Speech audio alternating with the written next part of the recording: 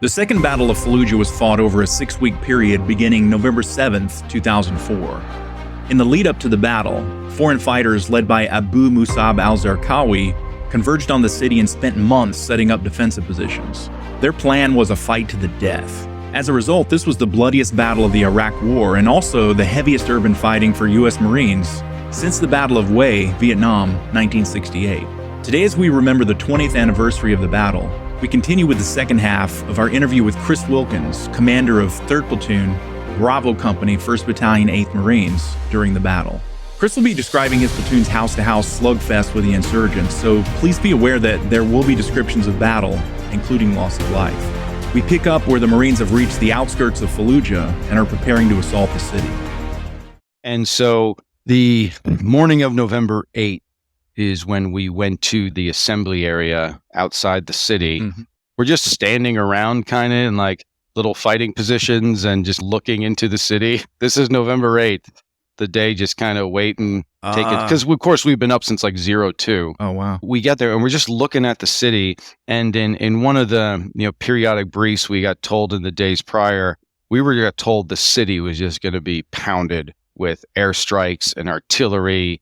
And, I mean, we just sat there the day and not much happened. Yeah. We're just kind of like, so where's all that air support they were talking about? Anything? Any artillery? There was like a couple bombs were dropped, but over the course of 12 hours of staring at a city, it was relatively uneventful. And then the sun starts to go down. It's like, all right, load up the tracks. And so we're just sitting in the tracks. I'm in the troop commander hatch, and I'm just looking out into the city. And so within, again, for the non-military listeners, within our battalion, 1st Battalion, 8th Marines, there's about 1,000 Marines, maybe a little more with all our attachments. And you have your 3 rifle companies, Alpha, Bravo, and Charlie Company. And then there's the weapons company, which I believe you were in, correct? Yeah, I was Weapons Company 1681 platoon. Roger. And so in the weapons company, they have the bigger mortars, 81s like you were in. They have the bigger machine guns, the 50 cal, the Mark 19, which is an automatic grenade launcher. It has tow missiles. And while Alpha, Bravo, and Charlie Company were in the AAVs kind of waiting to go into the city, Weapons Company leads the charge with the tanks, and they're just online, laying into Fallujah with everything they have. And Fallujah's pretty much throwing everything they have right back at them. Oh, wow. So we're kind of behind this, just watching it all happen. And then artillery starts to hit, and it starts dropping white phosphorus as smoke or whatever. And I assume they were masking some tank movement or something. I'm just kind of watching this go off. I'm still not hearing it, though, because I have like the troop commander helmet on, and it's still about a mile off. And then the AAVs start going. And so wow. we're just moving into the city. You're getting closer to this weapons company, the tanks, and Fallujah, the border of Fallujah, right? It was just a flat, directly due east-west road, and just on the opposite side of that road was the city of Fallujah, is where it began. And so we're just going up to this. And what they wanted us to do, or the plan was, they were going to fire, I believe it's called... I know what a smaller version is called. It's called a Miklik. It's like a backpack filled with C4, and you fire a rocket, and it has a rope attached, and attached to the rope is the C4. And what it's meant to do is it puts like a 100-foot rope attached with C4, and then all the C4 blows up and creates a lane so you can go into this, whatever your objective is. Well, this was like the much larger version of that. Yeah. And so what happened was this missile fired, and it went out there and it laid down the rope with all the batches of C4 on it, and not all of it blew up. So now this one engineer, he just had to run out there and go set off all the remaining like C4. And this is all while there's a massive firefight like going on. I think he was definitely in defilade, so he was fine, but it's still pretty hectic. And so what they ended up doing, where I thought they would only do this in training, but they did in combat too, was they kind of set a path with like these stakes and put chem lights on it. So when we had to go through the city, there was actually like a kind of a well-lit path. And if we were doing that in training, I'd be like, this is so lame. We're not going to use chem lights in combat. But it's like, no, they actually do. And I'm glad they did, right? Because like you don't want to accidentally go the wrong way and walk into a minefield. So we finally get into the city. And again, it's like while we're going in, weapons company is still firing everything they got. The city's firing everything they have back at us. I mean, the fact that it was just incredibly loud and no one got hit. It was like, what the hell do we just go through? And so finally we get to the city, and in urban warfare, you want to be inside much better than being outside. Mm-hmm. So we just see a house, like, take that one. And so for that whole first night, we would just kind of take a home, secure it, and kind of just hop down, provide cover fire for other platoons and set up a defensive position. And really, the whole coalition force was just trying to get a foothold in the city. Mm-hmm. And we had our foothold. And the thing is, you're relatively close to your adjacent units. Like, Charlie Company was right to the left of us, and they were getting in firefights, but like, are we getting shot at, or you kind of don't know. It's just chaos. Yeah, it's hectic. Yeah, it's chaotic. And then so throughout that night, we would just slowly kind of move south by a house or two and then take one, and not a whole lot happened. That night, I was on the roof, and we invaded a night where there was no moonlight, a new moon, if you will. Mm-hmm. And the reason for that is because if it's a full moon and you have night vision goggles, it's kind of looks like the daytime, mm-hmm. everything's just green.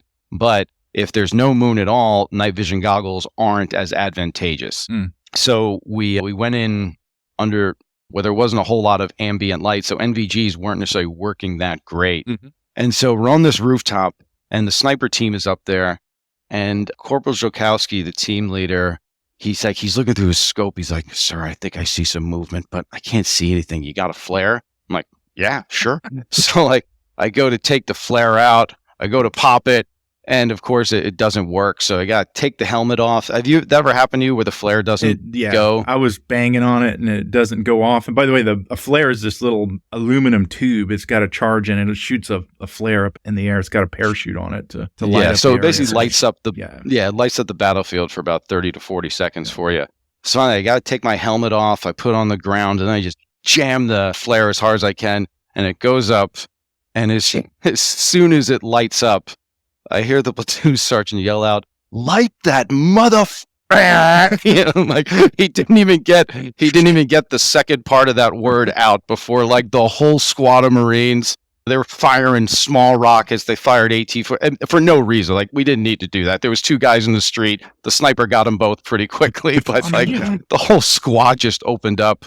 And we got these guys, and unfortunately, that was like the first and only firefight where I think none of our guys got killed or wounded. Oh, wow. So that happened the first night, and then as we were leaving that house, we passed one of the dead guys. He was on the road, and then there was like a significant blood trail going behind a house, mm-hmm. and we're like, should we go get that guy?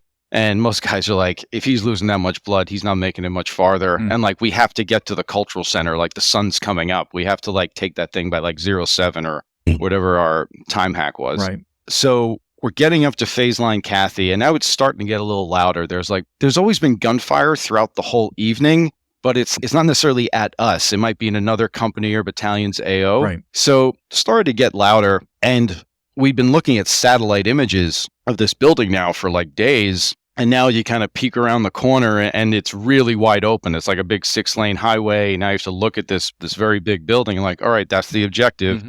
So it's phase line Cathy, that road that ran east to west, north of the city? Correct. Got it. Yeah, it's like so a we started in the north. highway or something like that. It was like 6. Oof, yeah. And I tell the machine gun squad leader, because there was a mosque across the street from the cultural center. And I told the machine gun squad leader, start shooting at the mosque.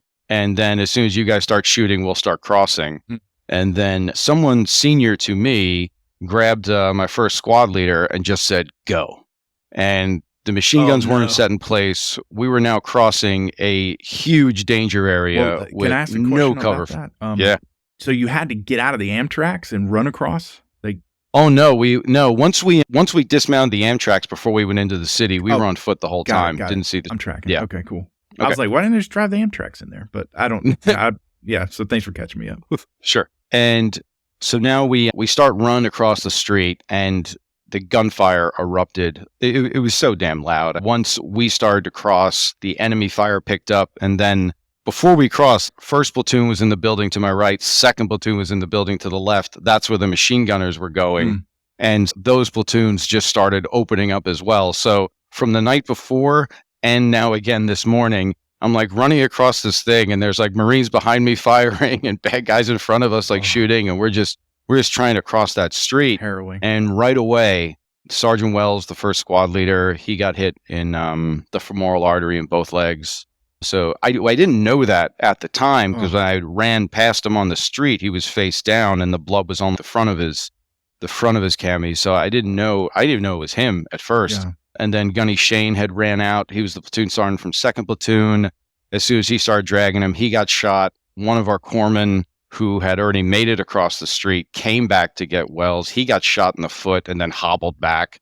And so finally we get across the street and it was like we were all kind of piling into this like side room, but it was like a room on the outside of the building. And then it's like, we got to get inside. And then so we're just we walk along the side of the building and then get right to the intersection facing the mosque. And then we go up these steps to go into the building. And we're in the cultural center now. And I see a force recon team in there. And I had recognized the master sergeant from that assault on Hit that we did like a month earlier. Right. And he sees me. He's like, "Hey, man, what's up?" Like he's just taking a stroll in the park as those recon master sergeants tend to do. And so my hero. And I'm like, anything I should know? He's like, "Yeah, stay off the roof. There's no cover." I'm like, "Roger that. Thanks." That's good. And so like the Marines are like slowly starting to come into the cultural center, and the cultural center is a big open area. It's probably like 3 or 4 stories. And so Marines are slowly starting to come in. I'm like, okay, like first squad, you take the east, second squad, you take south, third squad, you get west. And as they're slowly starting to come in, I'm just saying, hey, you go this way, you go that way. And they're just engaging targets. And then the tanks come in, they start shooting at a bunch of the positions. And then artillery gets called, but it got called on our position. Oh. And I don't blame the forward observer for that.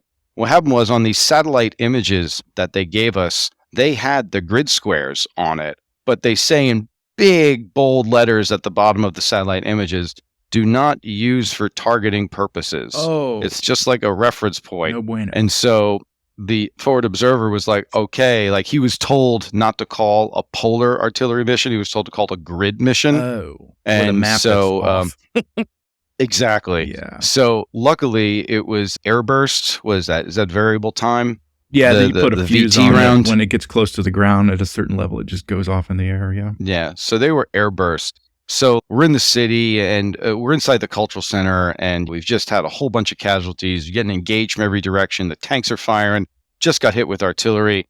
And not surprising, the Middle East is a dry area. So when the artillery hits and the building just starts rattling, all the sand and dust comes up. So like you can't see a whole lot, and you're just going around to see if everyone's okay. But I will say a lot of the gunfire stopped after that. So I think the enemy was just like so close that like calling artillery on our position actually helped. Wow. But something we certainly learned from that was that these buildings can withstand artillery strikes. Oof. So we can call this stuff in pretty close. Nice. And that was something we used, especially that first week.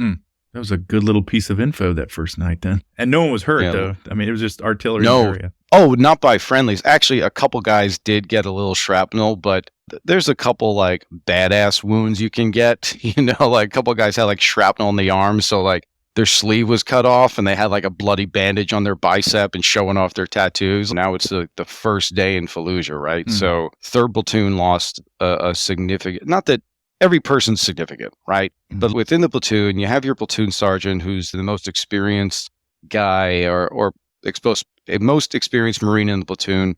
And then you have 3 squads. And so each of the squad leaders, Sergeant Wells was a sergeant with about 7 years in, about to pick up staff sergeant. And the other 2 squad leaders were great guys, Alan Hayden and Jason Pennock, both great Marines, but they were both corporals with 3 years in. Right. So Sergeant Wells was naturally the senior squad leader, not only in rank, but in experience. And he was just a wise guy, a wise person, not a wise guy. And he had done 3 years in an infantry battalion. Then he was an instructor at the School of Infantry. So by him now coming to a unit, being an infantry instructor, he's one of those guys who was probably like the older brother a lot of young Marines needed. Yeah. And he was that guy. And he dies day 1 and the platoon sergeant from 2nd Platoon who went out to grab him, he's down, right? So you've got some significant leadership positions that are out of the fight the first day. And then 2nd Platoon lost one of their team leaders, RJ Jimenez, the next day. 1st Platoon got ambushed on November 11th. They got ambushed twice that night. One of their team leaders, Nathan Anderson, was killed. And then after they got ambushed in the street, then they end up going into a home for the evening, just kind of secure and make their defensive position for the night. An explosion went off, some type of booby trap, significantly wounded a couple Marines in that explosion. And then they dropped a grenade into like the main room where they were and wounded like another 7. You mean some of the insurgents dropped a grenade? Yeah. And so, 1st Platoon, we had lost that very, important squad leader day 1. 2nd Platoon loses a platoon sergeant. The next day, 2nd Platoon loses a team leader. The next day, 1st Platoon not only loses a team leader, but 2 squad leaders were wounded. Like 3 or 4 team leaders were wounded. You're just having significant hits to important leadership positions very early on. But what I'll add in, like I said earlier, in rough times, that's when you see the best in people. You really saw Marines step up. And I know it's a really impressive thing, but it's also not uncommon if you've read about what Marines have done throughout history. So you're in the cultural center at this point, and you guys set up a position in the cultural center? Is that where you are? Yeah, so that was our defensive position, and we stayed there until the following day.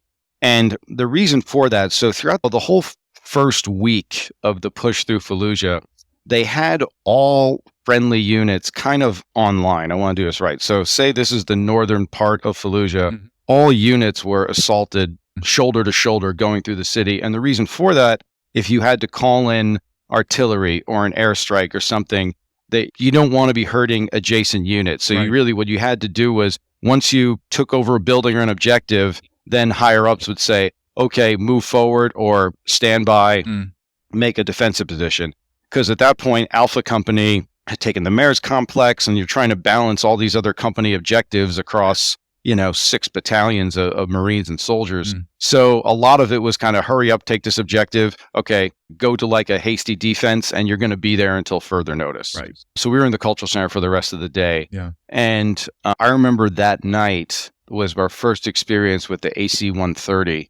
So the AC-130, for those who are not aware, is, and again, if my terminology is slightly off, that it's been 20 years, so I might get a couple things wrong, but it's a big cargo plane filled with a lot of ammunition, and they have 3 big guns on it. And that night, the AC-130 is just flying over the city of Fallujah, and I don't think they have any capability that can hit an AC-130. I think it's flying too high for them. The AC-130, much like I spoke about the PEC-2 earlier, it's like that infrared laser. So the AC-130 has one of them, and it's obviously much more powerful than my rifle. So you hear this thing going around. It kind of sounds like a lawnmower off in the distance, but it's just an AC-130 flying over Fallujah looking for targets. And I remember looking for it with my NVGs, and it kind of looked like that light from the spaceship in Independence Day that just kind of like shines down. It was, that's wild. Yeah, I have a very low resolution video of that from a 2004 digital camera that I'll have to find at some point.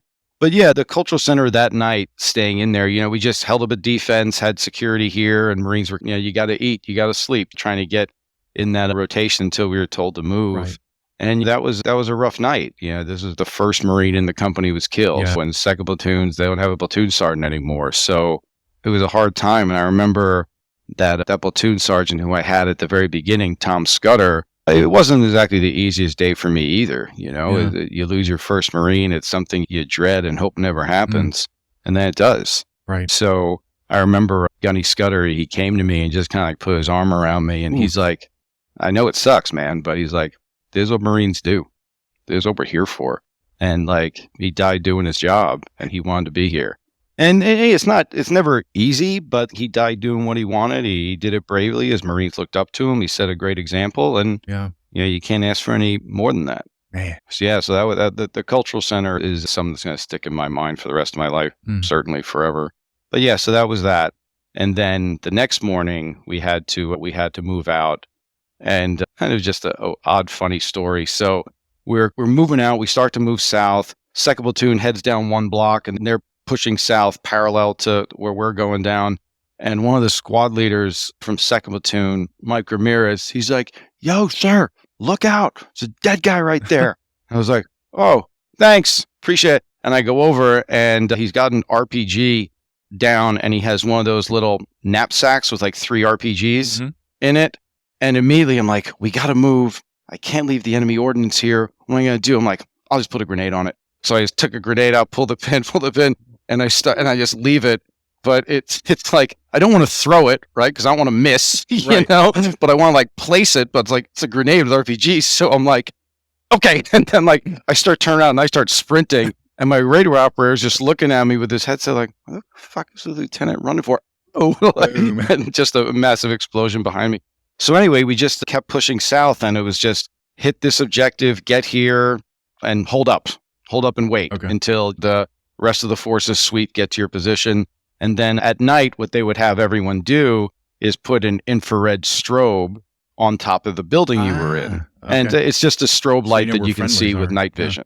Yes, and that was for the AC-130. So they would look at the city of Fallujah at night, and they would just see a whole bunch of infrared strobe lights and say, okay, any movement south of that, that's enemy. And so that's what we did for that whole first week. Simple and effective. I love it. Yeah.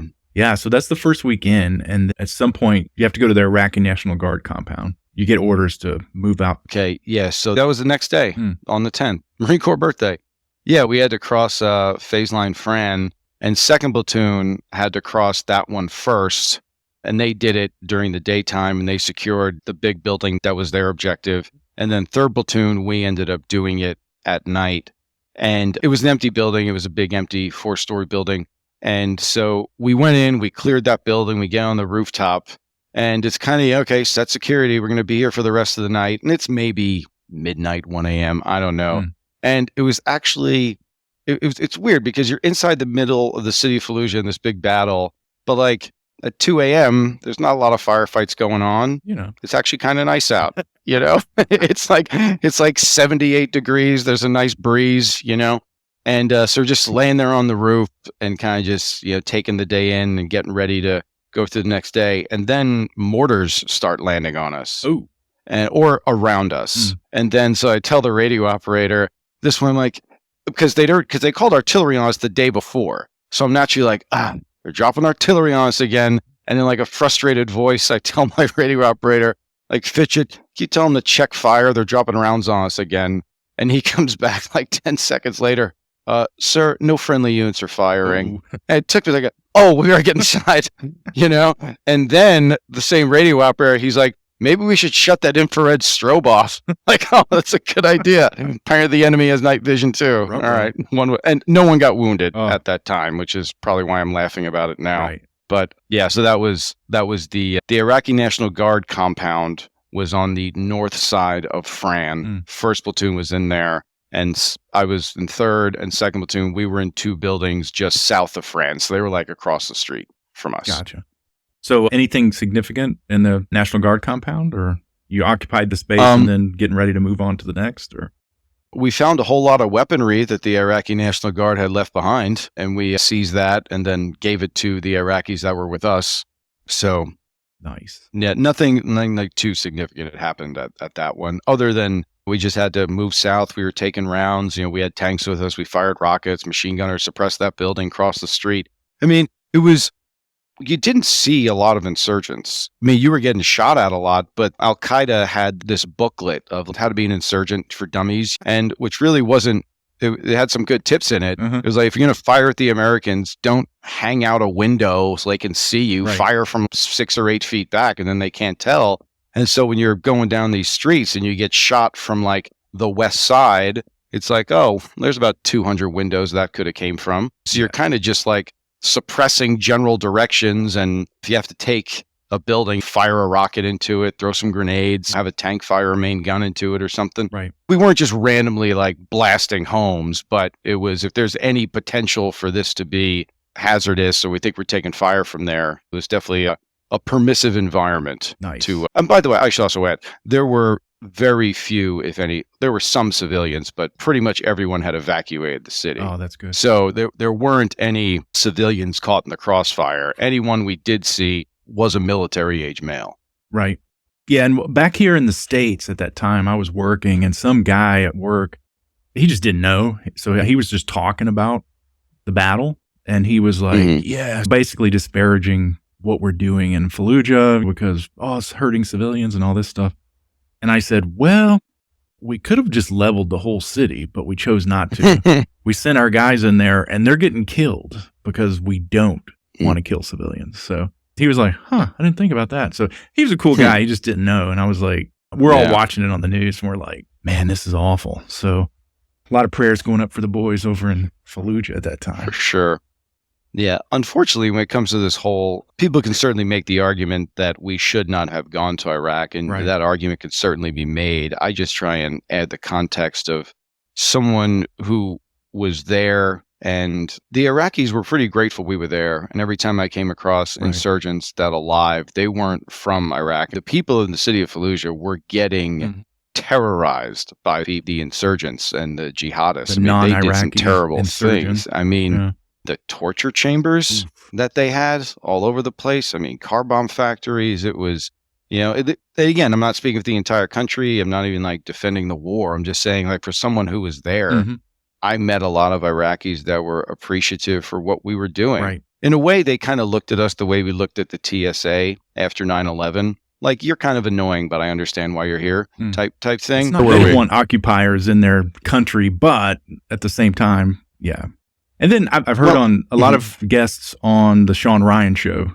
He's a little bit almost as popular as this podcast, but no, a lot of the like special ops dudes on Sean Ryan, they look back and they're like, yeah, maybe we shouldn't have been there and all this stuff, but we had no choice. The troops that were there, they were there. So you do what you're supposed to do. And I think looking from the outside, a lot of good was done there, and just a bad situation. You have a lot of good people wanting to do good things. It's an incredibly challenging situation to be in because you have to get the security under control. Yeah. And the thing about dictators, as much as they're not big on freedom of speech and due process and all those important things we hold dear, they do keep the jihadists at bay. Yeah.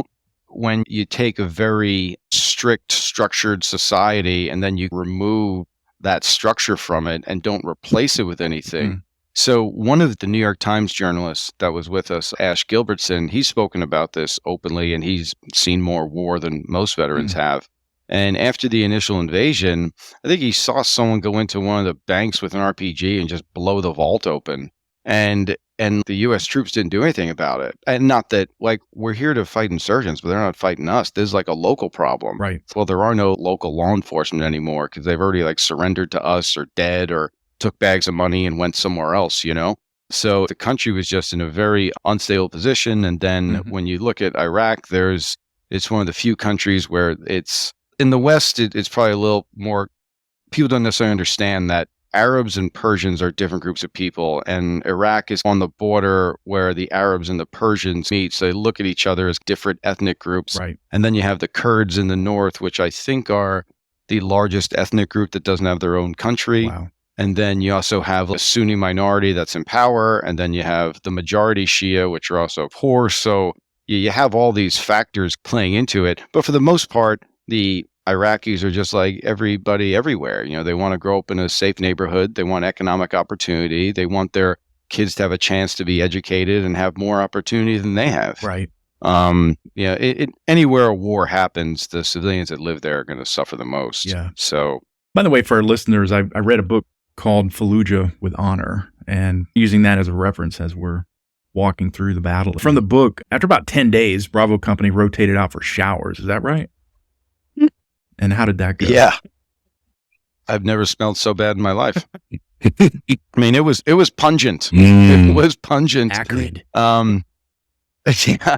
So, we got to leave the city for 3 hours. And just put on a new pair of socks, take a shower, put on a new uniform, maybe refit whatever you need, get more cigarettes at the PX, get more dip, sunflower seeds, beef jerky, trail mix, restocking on all the essentials. So we really just went back to the city for that. But I do remember I had to do a bunch of like admin stuff. So all the Marines had showered first. So by the time I got in there, it was just this big open shower bay. And I was just there by myself. And I remember just, you take your shirt off and you're like, oh God. Yeah. And then I remember showering and you just saw like the water coming off me was just like brown with just dirt. But so that was that. That was it? And then you're going back on the trucks or what? Well, because then you had to go back, and then like second platoon was going to come back for a few hours, and they have to go back, and then first platoon's going to come back for a few hours. Okay. So it's just get the rotation in because there was a lot of us. Okay, so it wasn't like a big event. It was like, hey, rotate back showers and then back in Fallujah. Yeah. Okay, then. Yeah. So then at some point, Bravo Company, you hit the southern edge of Fallujah, and the book Day 7. Yeah, it talks about exactly 1 week. Got it. Mm-hmm. So the book talks about 88 Northing.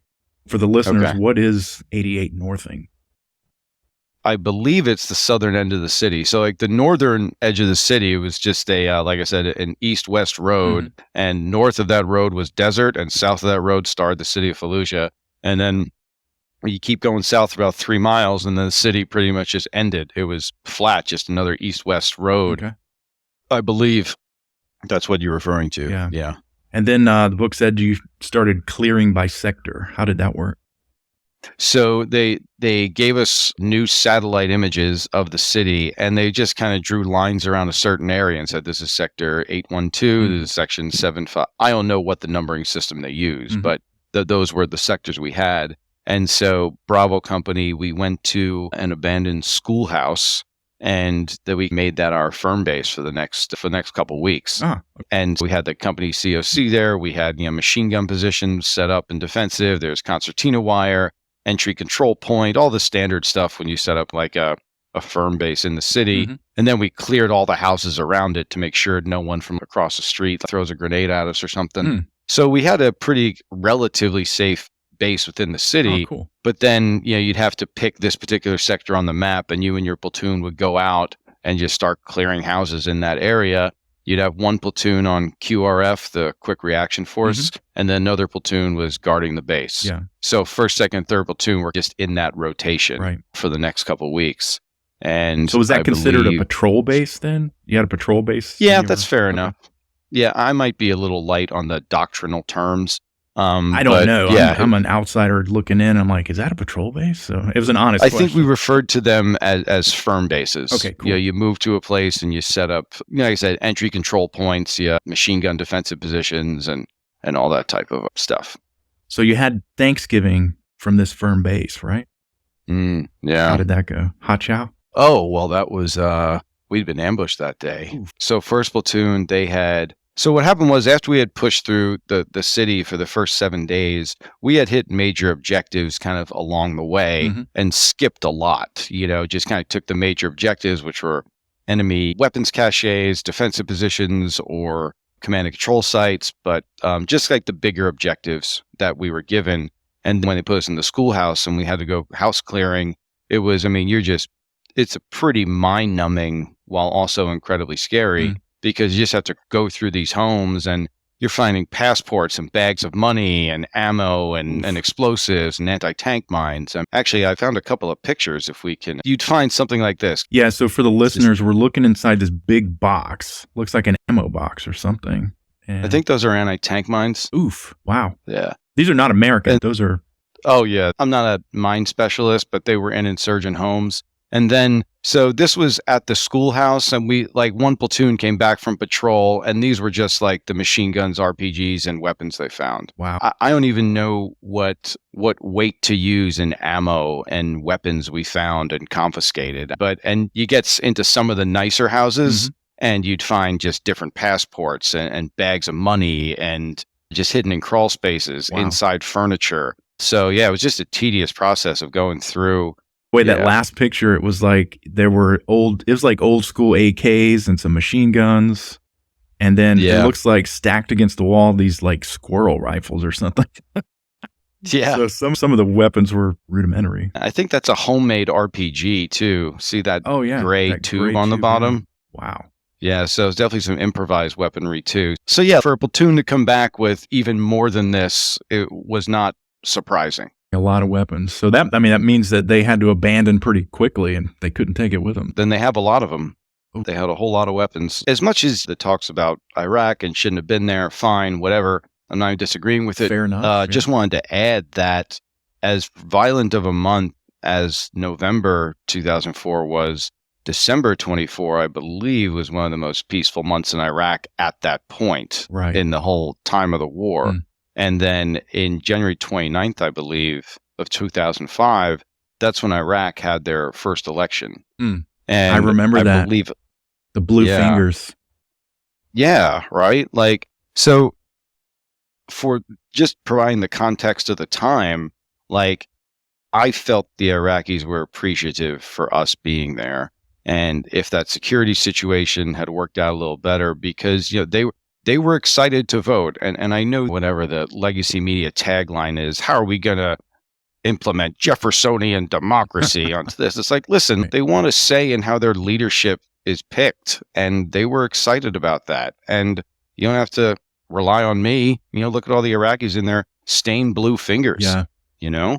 There was something they came out and they risked their lives to vote. Right. I only say it because at the time, I felt we were working towards something. Right. And for the Gold Star families who lost their husband, their son, their brother, for them, at least you can take some type of comfort in that your loved one gave their life for something. Right. And there's a possibility that through their efforts, there are other people in the world that are going to live freer and happier and have more economic opportunity because what their son sacrificed. Right. So when we just left Iraq in 2011 and now ISIS is in charge of Fallujah and Ramadi, and it's like no one I know in Iraq, like we didn't have to abandon our position because we were overwhelmed by insurgents. We get ambushed, they get an IED, they take one or two of us, but we slapped those guys around for 8 years. And when they attacked, they would attack civilians. They bombed a lot of civilians because,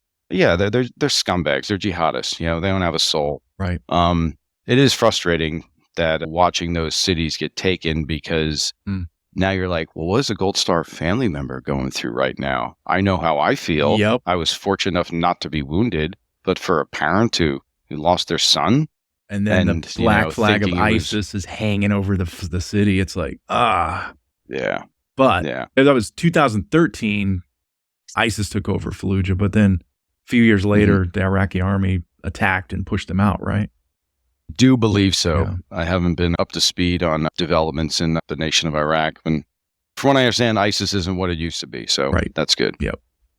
Oh, sorry. We talked about Thanksgiving. Oh, yeah. So that morning we had gone out to do the house clearing, and we were always, the houses are pretty close together, and the homes there are built with poured concrete. It's like about a foot thick, and they have thick steel rebar, steel poles in there reinforcing it. So basically what I'm saying is they're bunkers. Right. They're hardened bunkers, every single house.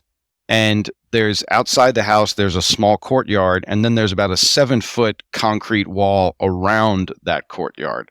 So what happened on Thanksgiving was a fire team of Marines plus their engineer, so it was 5 of them, they had made entry to this home, and the rest of us were in houses nearby, and the snipers and the mortarmen were on the rooftops providing overwatch.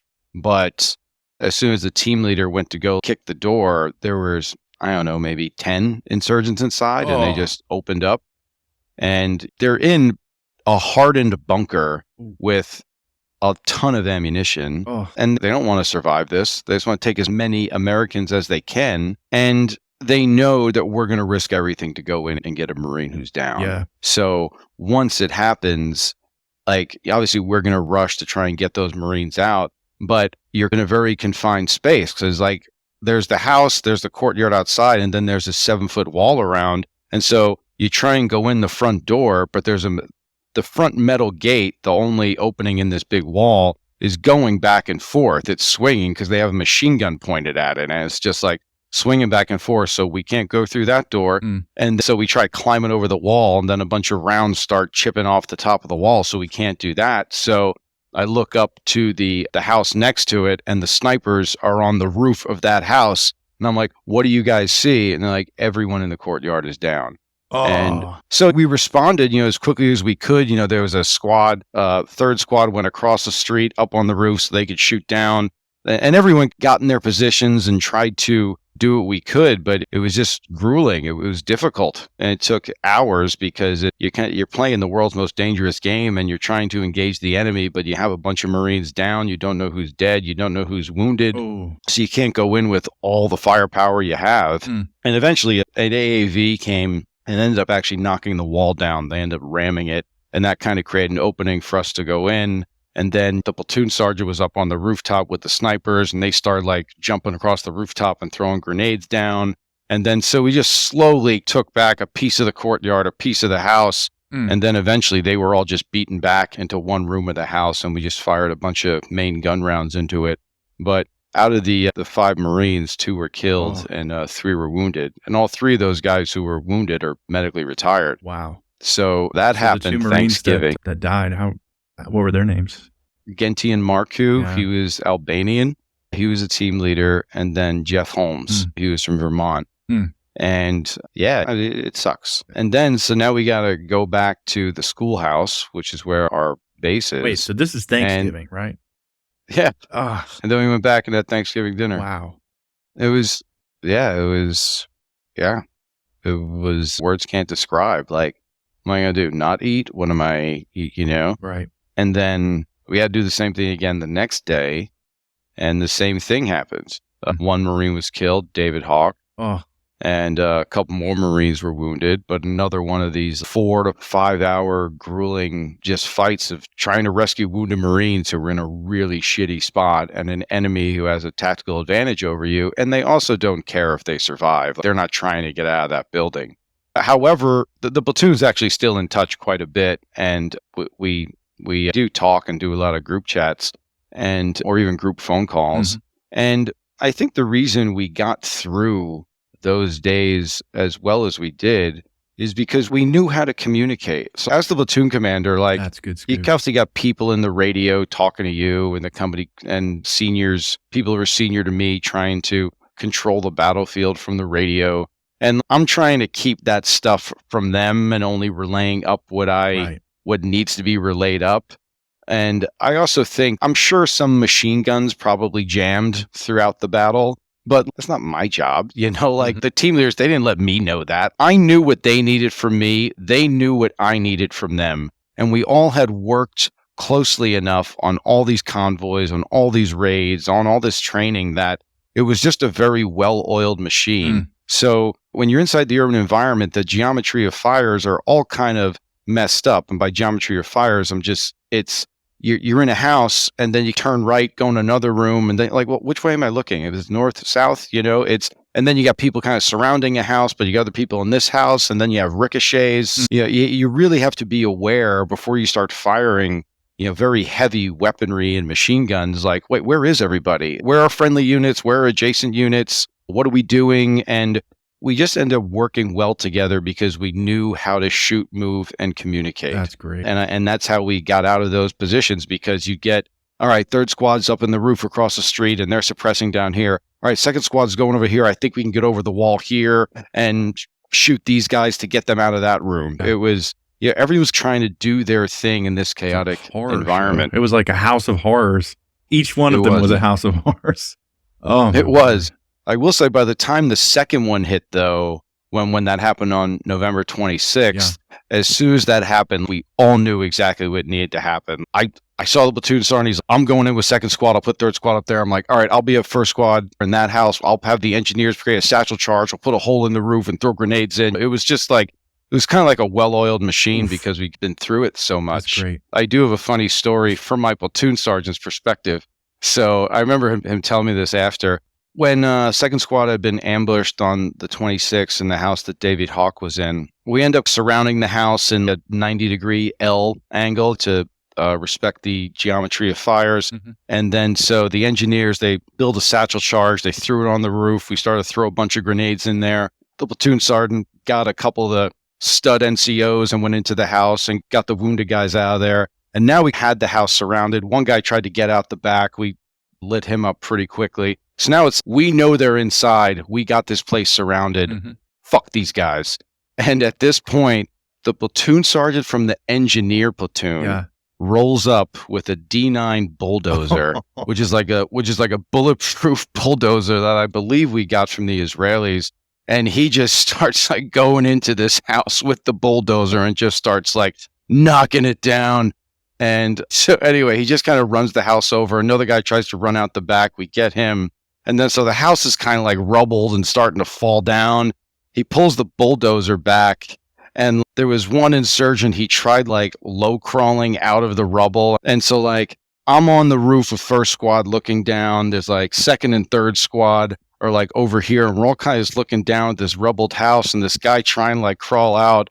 And the platoon sergeant just goes up, takes his pistol out, and just shoots him in the head twice. Oh. And I mean, first of all, he could have had a grenade too. Yeah. And they were known for doing that. Right. So he was well within his rights to shoot this asshole in the head. Right. But the thing is, we're all up on the rooftops Just and he's on the ground. And once he shot him in the head twice, we all just like cheered. We're like, yeah. And he's like, I looked up and I saw all you guys surrounding me. He's like, I felt I was in the Coliseum. Awesome. Gladiator. Yeah. Wow. That's a good story, man. And then the next day, second platoon had the same thing happen to him. Oh. And it happened to each platoon. It happened first platoon twice, once during the first week, once afterwards when we were house clearing.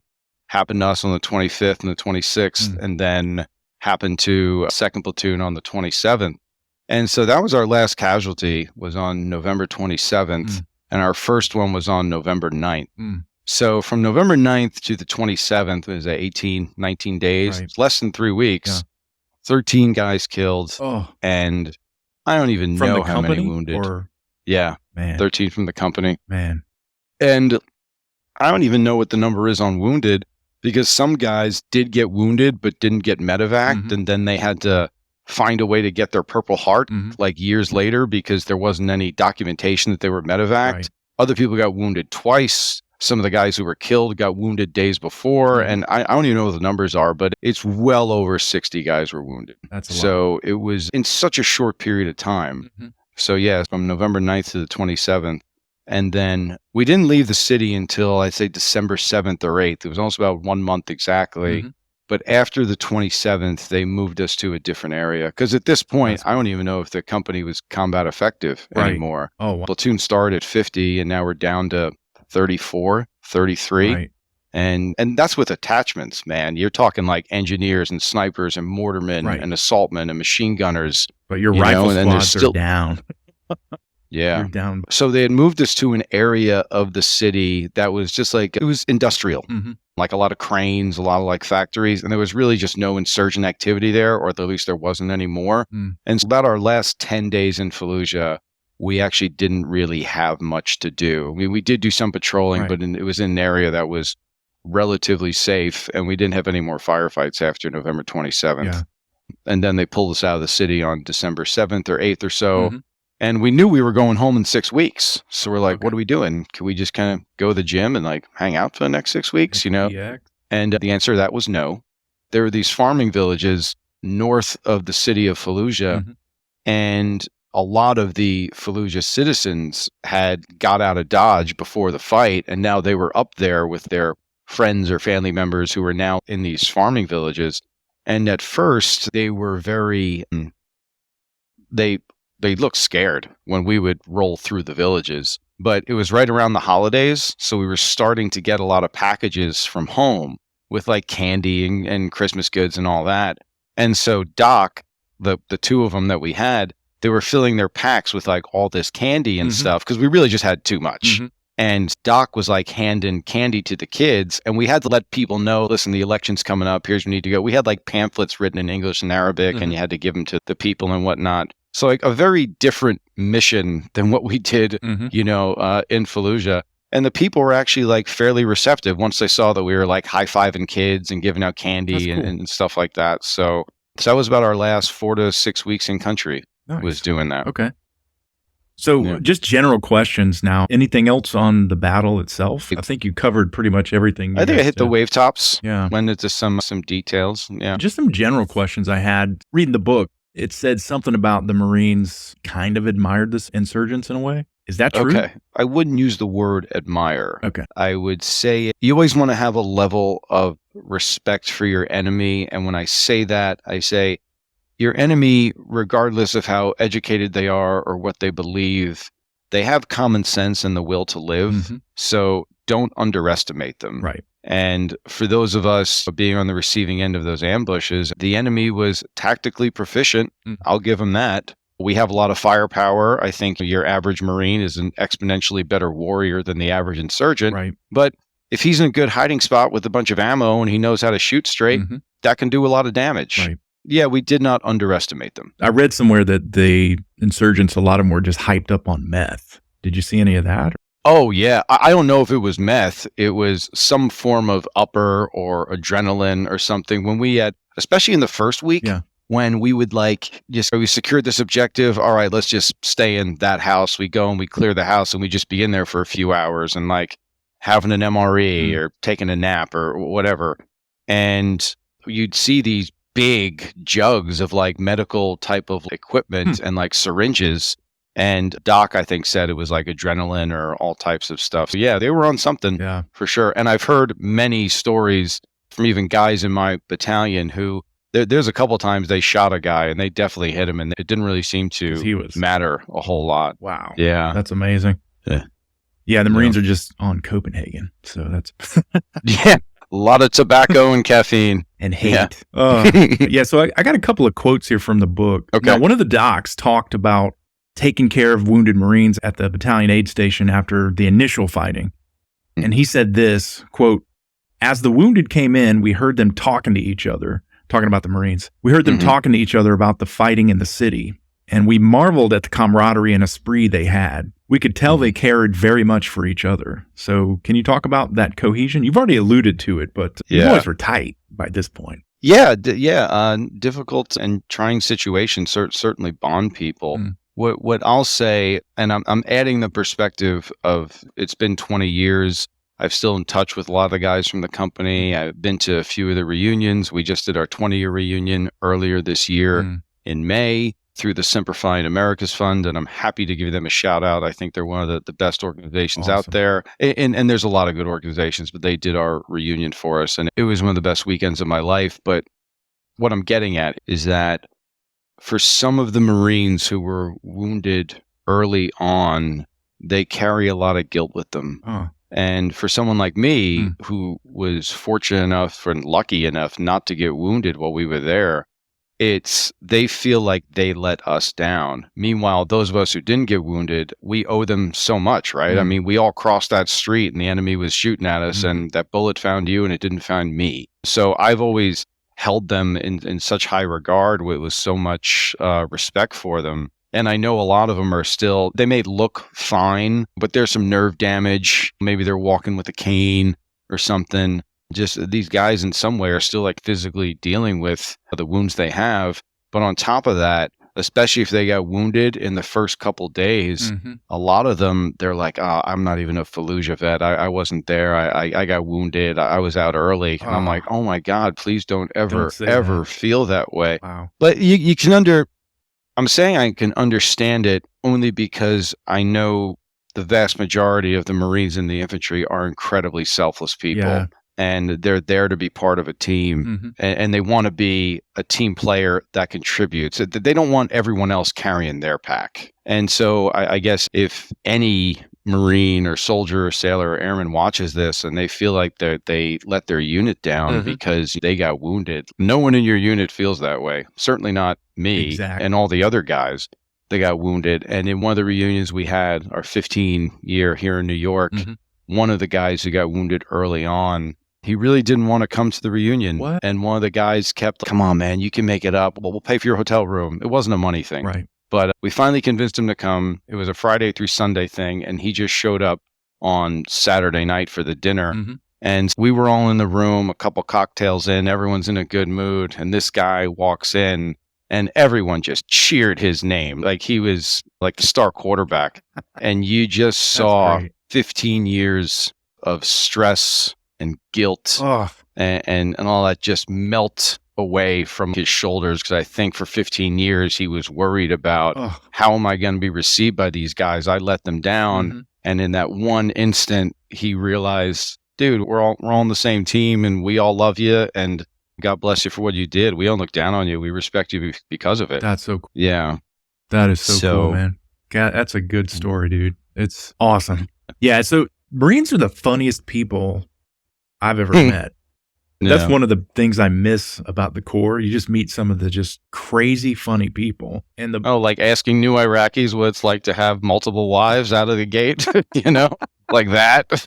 Oh, no filter. That's so funny. Yeah. I have to watch myself in civilian life. But anyways, yeah. So in the book, it talked about Captain Cunningham. What was he? Yeah, he was the Alpha Company commander. Yep. We were Bravo Company. A couple good buddies of mine were platoon commanders in Alpha Company. One of them just got selected for colonel. Wow. Doug Barnes, just a great guy and from many different respects. And Captain Cunningham was their company commander, and I believe he recently retired as a colonel. Nice. And he's a good man. I had a few interactions with him, but his reputation from anyone who served with him speaks very highly of him. And my interactions with him, cool. I have no reason to think otherwise. Yeah, I mean, because of what he shared in the book, he didn't share any of this stuff like, I was leading my men and inspiring them. He's sharing stuff like this. He got blown up and tossed through the air.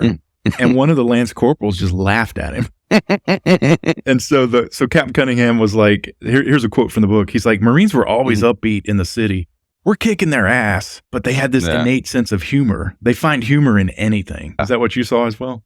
Absolutely. It's funny because the Marine Corps Museum just had the 20th anniversary of the battle this past weekend. And I saw some of the guys from the company. It was great. And one guy was telling a story about they were getting resupplied by the company gunny during a firefight. They back the AAV up to the front of the house, and the company gunny just opens the hatch out the back, and he's throwing out water bottles and MREs and ammo. And the Marines pick it up, standard working party in combat, right? You still have them. And there's like bullets ricocheting off the AAV. There's all these water bottles on the side, so they're like shooting water out from all the holes in the water bottles. And the company guy's like, "This is the fucking shit, gents. This is what we do." Hurrah! Motivator. Yeah. And Marie, I'm hearing that story 20 years later.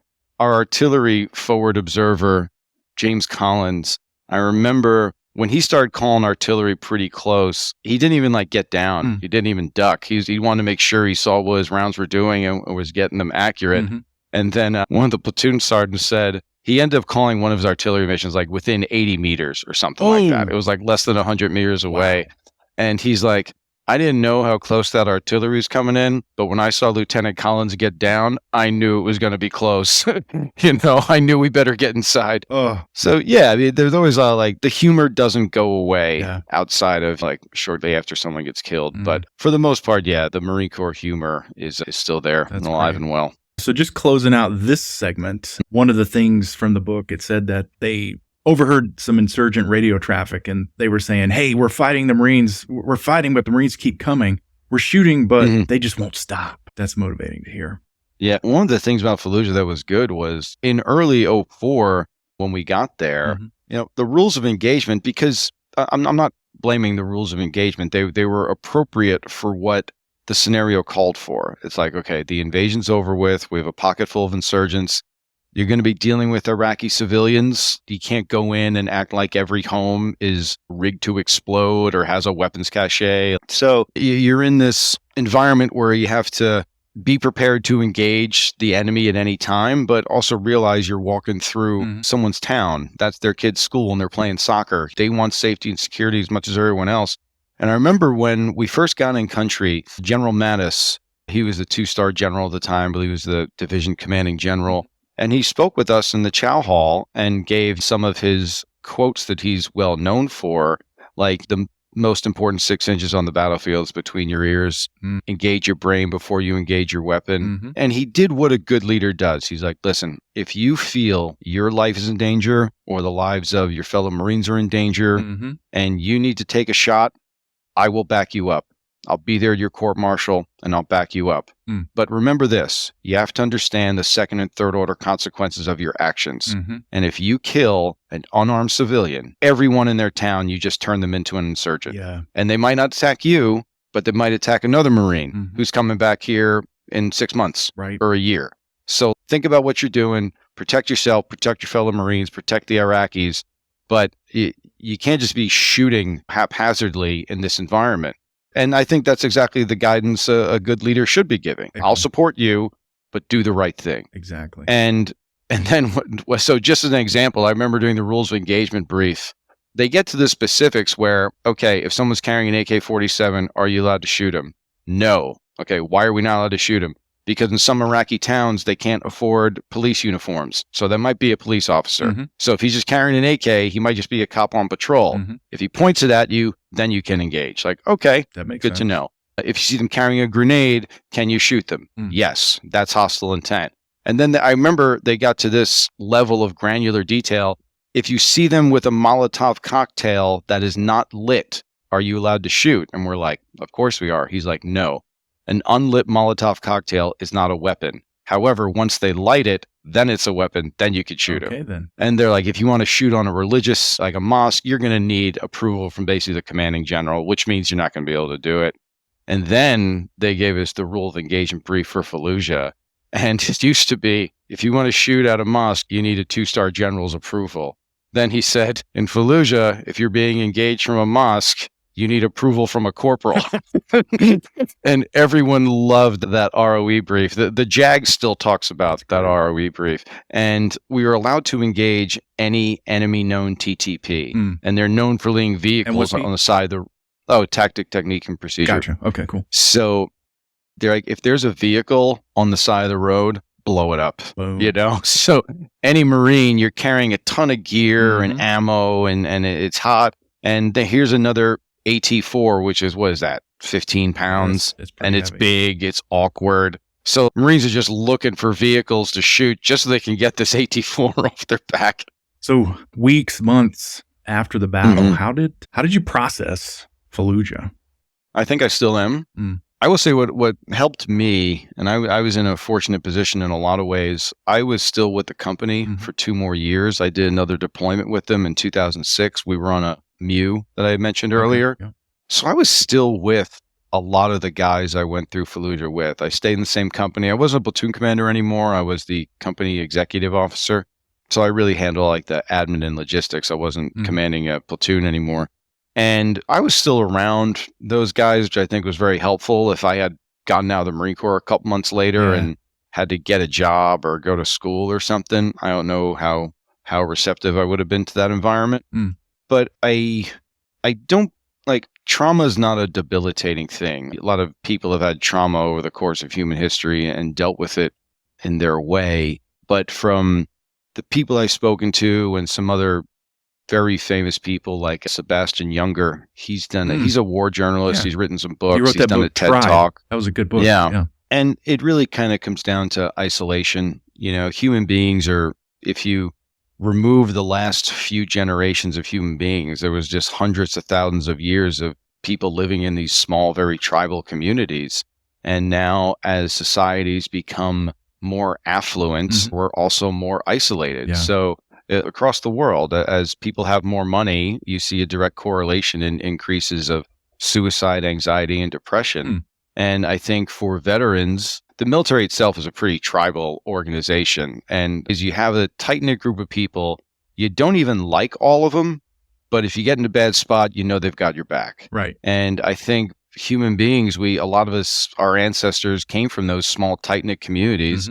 And then to be a veteran, you're serving in the Marine Corps or the military, and then you're in the infantry, which is a pretty tight-knit group, and then you deploy to a war zone, then you're in an intense combat situation, and those are very bonding experiences where you have very strong bonds with these people. And then once you leave, you now go to a very isolated society. Yes. And I think for so many veterans, that is the case where, you know, the Marine Corps it's a wonderful organization. It's one of the greatest experiences in my life. But, you know, when most people leave the Marine Corps, it's like, okay, I'm not going to shave for a week and I'm going to try smoking weed. I mean, that's kind of what most Marines are doing as soon as they get out. And if that's not your thing, I'm not saying this to everybody, but it's quite a few. And so I think for like processing all this type of stuff, for me, I was with my battalion for 2 more years. I deployed with those guys. And then from 2007 to 2009, I came to New York and I was on recruiting duty. And recruiting duty is kind of 1 foot out of the Marine Corps anyway, because you're in a civilian environment. I'm in New York City. I'm still wearing my uniform. I still have a commanding officer. I still have other Marines I'm around, but it's not like living outside Camp Lejeune or 29 Palms or Camp Pendleton. Where everybody's a Marine. Exactly. But for me, because I was here active duty for 2 years, I got to know a lot of, like, New York has a lot of people. So whatever your group is, they're here. You know, you can find your, whatever interest is, whatever your group is. And so I've met a lot of vets here in New York. Even some of the guys I served with are here in New York, Nice. and I see them pretty regularly. So for me, I feel like I've always had my tribe. That's cool. Always. And I think I didn't really realize until somewhat recently, I think that's what has really helped me with this, because anytime I talk to a veteran, because one of those guys who got wounded on Thanksgiving Day, a medically retired Lance Corporal, name is Blake Benson. He was the engineer. He's a therapist now. He lives down in Texas, and I've stayed in touch with him, and he ended up picking me up in Houston and then driving me to the reunion. And we were asking him, like, so what is it that you're seeing with vets that you counsel? And he said, without hesitation, it's isolation every time. And so I think what's one of the good things about social media is that we have a Platoon group chat, and you can just hit the video button and all of a sudden do a big video call. And during COVID, we did that a lot because everybody was home not doing anything. So it's staying in touch and having your tribe, I would say, seems to be the most successful way of dealing with any type of trauma or scenarios you've dealt with. That's awesome, man. That's good to hear. Now, you don't know this, but I was literally a week ago, I was talking to an officer. He's been in for 24 years. I'm guessing lieutenant colonel or something. He didn't tell me. But I had a Zoom meeting with him. He's transitioning out of the military. I had a one-on-one Zoom meeting with him, and he knows you. And I was like, I don't know how it came up, but he was like, yeah, I know Chris Wilkens. Yeah, he's active in all these veterans groups in New York. And I think he interacted with you at some point. Yeah, his name is Chris too, but he's stationed in Iceland. He's about to get out next year, and he's looking into these transition programs. He's studying hard. I'm like, wow, you're really prepared. I got out of the Corps, and I just got out. I knew I was going to college, but I wasn't prepared. And this guy is studying, and he's researching options and everything. But anyways, he knows you. And I was like, wow, that's cool. I'm terrible with names, better with faces. So sure, if I saw a picture, I might know him. That's good that he's doing that. And the whole transition out it's unique for every person. And especially when you go from being in like a leadership position, which most people are by the time they get out, you're a corporal, you're leading people, and anyone senior that's doing the same. And you have to realize that you're the new guy again, and you don't know anything. And you take the average infantry corporal or sergeant who's led people, done a couple deployments. It's like, yeah, you're a stud now. You weren't that great your first day of boot camp, right? You know, you had to go through 3 months of that, and then you had to go through a few more months at the School of Infantry, right? Then you had to check in your unit, and you had to be taught things by your team leaders and your squad leaders. And then you deployed, then you learned some things, and you did some real world operations. And now 4 years later, you're very accomplished. You understand how this works. People go to you for advice, you know? And when you transition out, you kind of need to have the same mentality. Like, I need to spend 2 or 3 years just being a sponge, just learning this.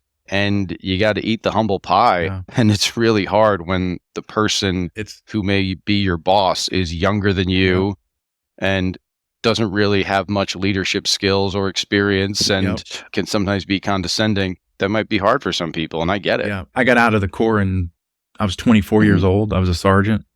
I started school at NC State, and everybody's 6 years younger than me.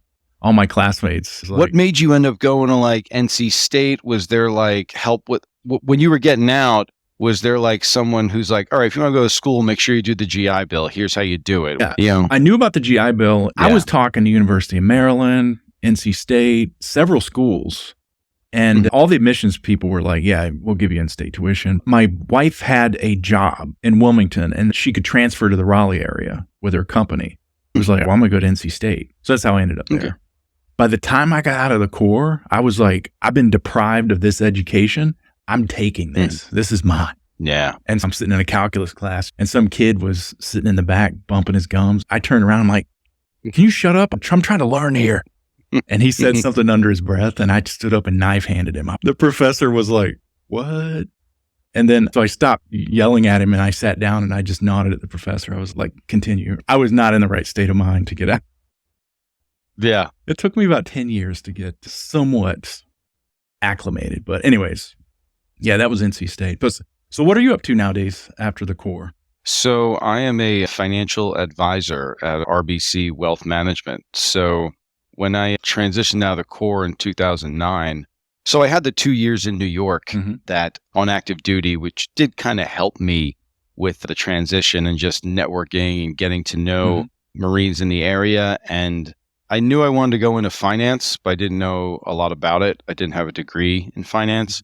And so just got to meet some other veterans in the area and said, do you want to grab coffee, lunch, grab a beer? I want to learn more about what you do. And that was really helpful. And one thing, a lot of things with the veteran community, but what I've noticed with the veteran community is that usually someone's willing to help you out without asking for something in return. Yeah. And if you're willing to, reach out, and it's pretty easy on LinkedIn. It's like, hey, I'm thinking of going to this city and I like this industry. Wouldn't be hard to find a vet that's in it. Right. And I've gotten a lot of those messages and happy to just jump on a call and talk to a transitioning vet to explain what it's a little bit about. Because whenever you're trying to do something new, if you can talk to the person who did it like 2 or 3 years before you, like that's incredibly helpful. Right. That's where I've seen a lot in the veteran community do well. And I think for a lot of transitioning vets, you just need to realize it's going to take you probably give yourself 2 to 3 years because it's every industry is going to have some type of disruption or change, whether it's interest rates or Iran closed the Straits of Hormuz or AI takes over, whatever, like pick your disruption event.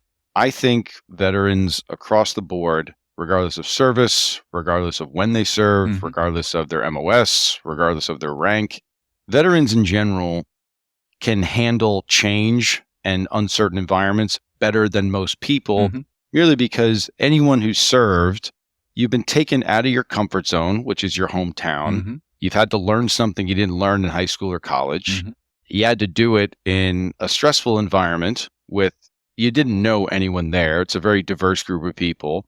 And you had to understand why the job you had, how that was part of the overall mission. And you had to understand the jobs of the person junior to you and senior to you, because God forbid something happens, So I think veterans have all those qualities, and it's going to take you that 18 to 24 months to learn a new industry, to learn a new job, to learn the new acronyms, to just understand how is this mousetrap built? Right. And then finally around that 2-year mark is where I see veterans really start to take off because there's some type of disruption in their business and they just respond to it better than everyone else. That's cool. I think that's just important for the transition because everyone's looking for all right, I got 2 months of terminal leave.